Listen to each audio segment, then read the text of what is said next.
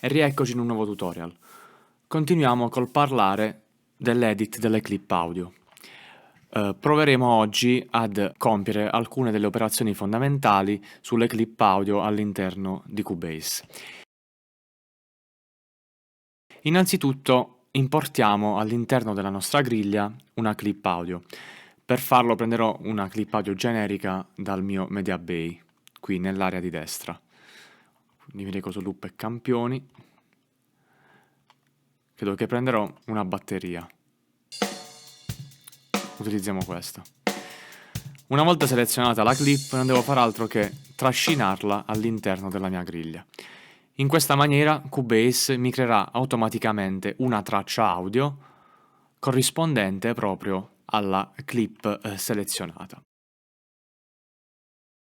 Le prime operazioni che possiamo compiere su una clip sono sicuramente le classiche operazioni di tagliare attraverso lo strumento forbici, quindi noi possiamo tagliare la nostra clip in vari punti, nei punti che desideriamo. Questa cosa l'avevamo già vista nello scorso tutorial, quindi proverò adesso a tagliare in alcuni punti e ricombinare a mio piacimento. Quindi forbici, taglio, ritorno alla freccetta di selezione oggetto e sposto a mio piacimento all'interno della griglia le varie clip che ho ottenuto. Chiaramente il risultato sonoro sarà differente. Torniamo allo stato iniziale, facendo CTRL Z per annullare tutte le modifiche apportate.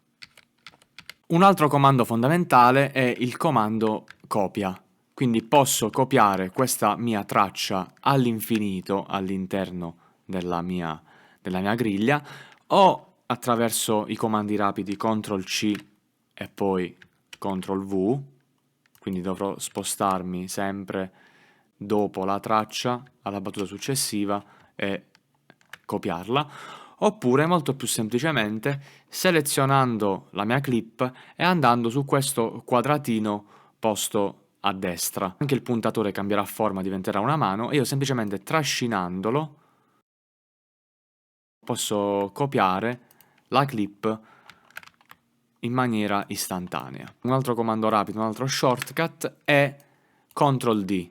Seleziono la mia clip, faccio CTRL D e lui mi copierà automaticamente la clip partendo dalla fine della stessa. Quindi abbiamo visto già tre modi per copiare e per duplicare una clip audio.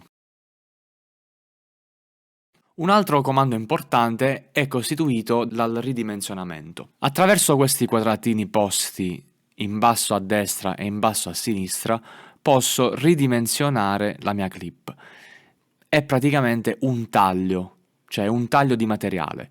Cioè nel momento in cui io elimino, ad esempio, questa battuta, tutto il materiale presente che era in questa battuta verrà eliminato, verrà completamente eliminato. Allo stesso modo posso fare anche dal quadratino posto sulla sinistra, quindi tutto quello presente in questo spazio verrà eliminato. Faccio un esempio, voglio ad esempio che questa clip non mi duri 4 battute, ma me ne duri soltanto 2. Faccio in questo modo, la ridimensiono, ossia la accorcio, e la clip durerà solamente 2 battute, chiaramente rimanendo a tempo, quindi non perdendo il timing che io ho impostato. In questo caso siamo a 120 bpm. Se accendo il metronomo è a tempo.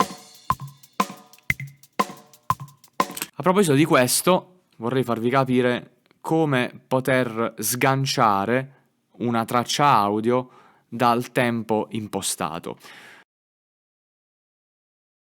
Questa traccia di default nasce a 90 bpm. C'è anche scritto qui. Però nel momento in cui la importiamo nel software, lui di default ha abilitata l'opzione modalità musicale. Questa modalità adatta la mia clip audio alla griglia che ho impostato e ai BPM che ho impostato. Disattivando questa modalità, quindi selezionando la clip, andando nella barra sopra e schiacciando qui su modalità musicale, la clip si è allargata ed è tornata quindi alla sua forma originaria, ossia 90 bpm. Infatti se adesso provo a mettere in play, vedremo che assolutamente non è a tempo con i 120 bpm.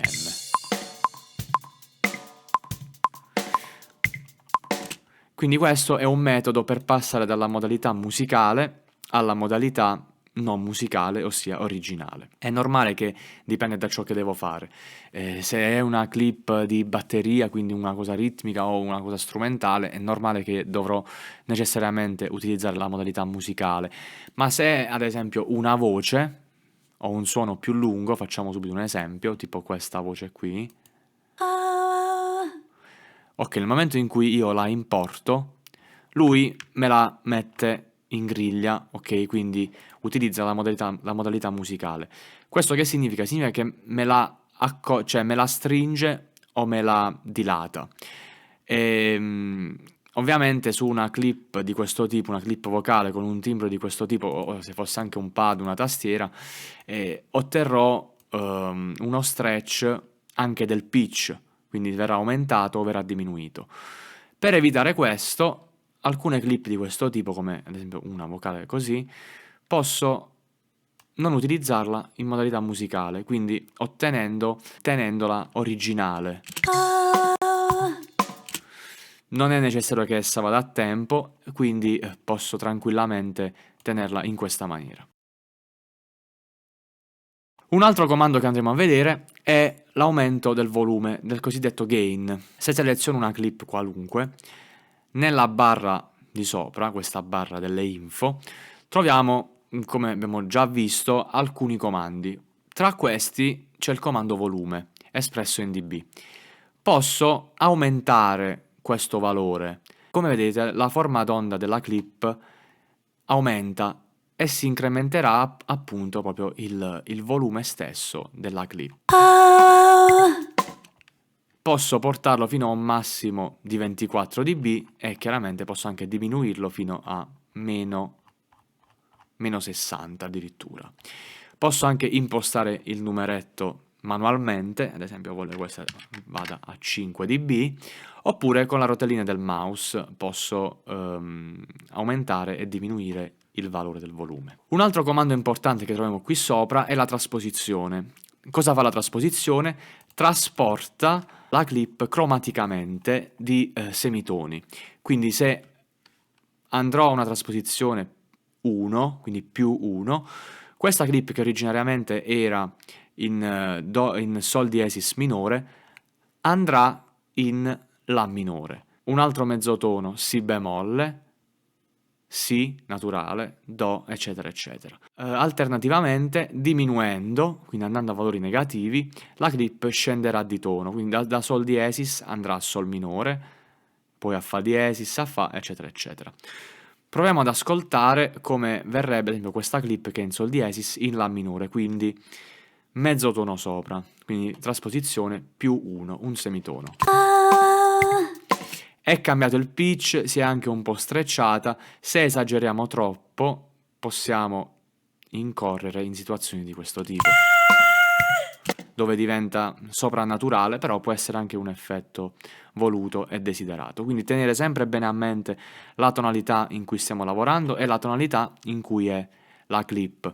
Di solito, per quanto riguarda le clip audio che si utilizzano nelle produzioni, nelle varie librerie che trovate, la tonalità è quasi sempre indicata, sia tonalità e sia BPM. Torniamo allo 0.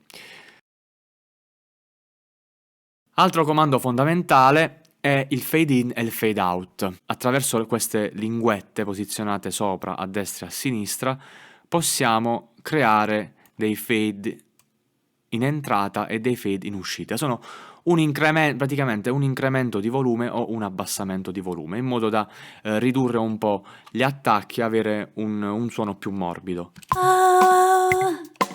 Possiamo anche decidere il tipo di curva da impostare. Se faccio doppio clic in questa regione, si aprirà questo pannellino in cui posso decidere il tipo di curva.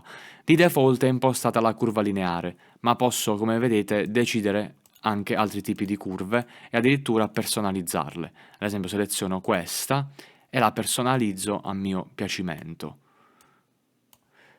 Ad esempio questa è una curva molto dura, quindi sarà un fade molto duro, il volume si abbasserà repentinamente. Quella lineare sarà più graduale e poi abbiamo questa di questo tipo, lo abbasserà in maniera molto dolce. Proviamo a utilizzare una che la abbassa in maniera netta e decisa. Come vedete, selezionandola e cliccando su applica, me l'ha applicata nel punto desiderato. Posso spostarla dove mi pare. Proviamo ad ascoltare il risultato. Il volume si abbassa drasticamente. Dipende dai casi, vedremo magari alcuni casi in cui servirà la curva lineare oppure la curva concava o convessa. Altro elemento fondamentale è il ridimensionamento con modifica della durata.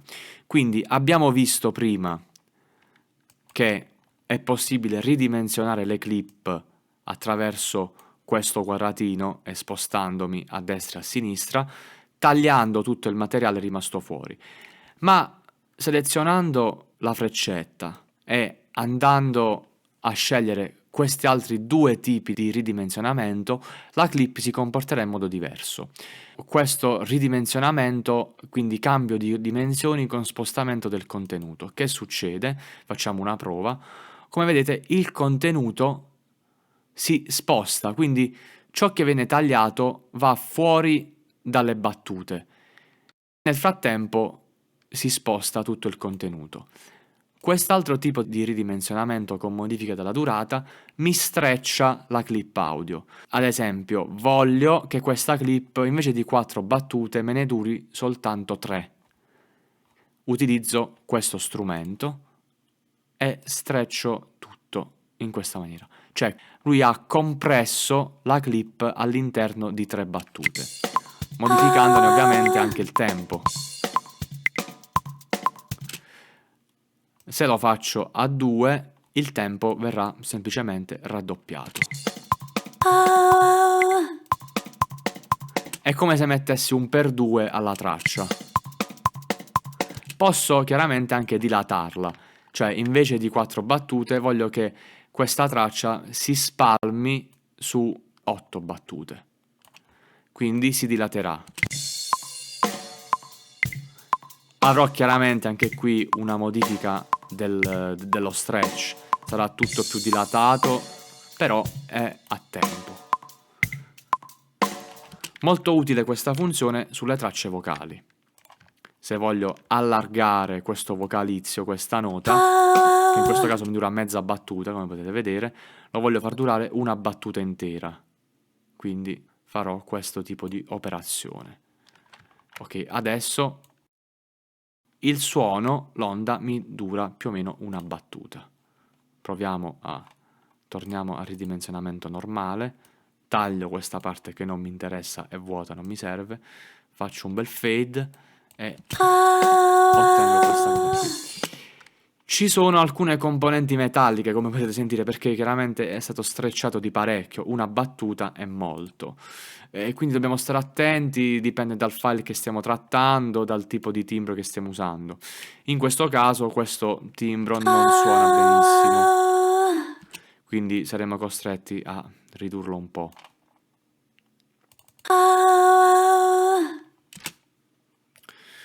Per oggi è tutto e vi rimando al prossimo tutorial. Buona giornata.